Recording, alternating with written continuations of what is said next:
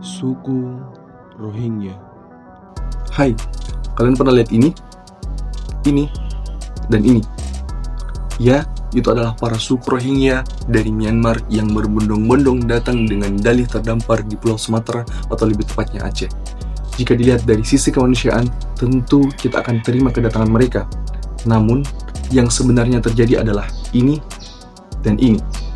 Hingga saat ini, data warga Rohingya yang ada di Indonesia sudah tercatat 1.487 orang pengungsi. Kemudian, ternyata kasus ini dijadikan bisnis oleh salah satu oknum yang ada di Bangladesh. Terlepas dari itu, perlu kita perhatikan beberapa hal. Yang pertama, mengenai keamanan nasional.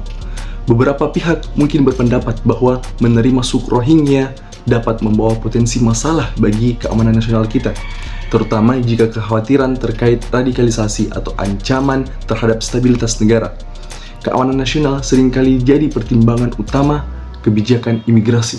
Yang kedua, regulasi imigrasi.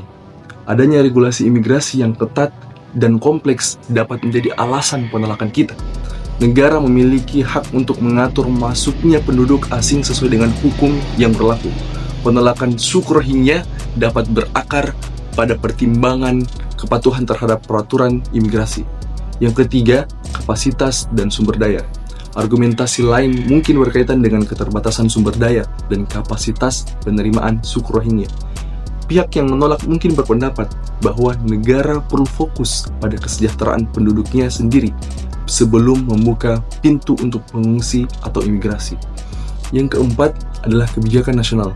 Faktor lain yang dapat mempengaruhi penolakan dapat melibatkan kebijakan nasional terkait keamanan dan stabilitas. Penegakan hukum bisa dipengaruhi oleh prioritas nasional yang mungkin tidak selalu sejalan dengan prinsip-prinsip hak asasi manusia. Kemudian, solusi atas penyelesaian masalah ini dapat melibatkan langkah-langkah diplomatis, peningkatan kesadaran publik terhadap isu ini, kerjasama internasional untuk menangani akar masalah negara asal suku Rohingya ini. Selain itu, perlu adanya dialog antar stakeholder termasuk pemerintah, LSM, dan masyarakat guna mencari solusi inklusif yang memperhatikan hak asasi manusia dan keamanan nasional.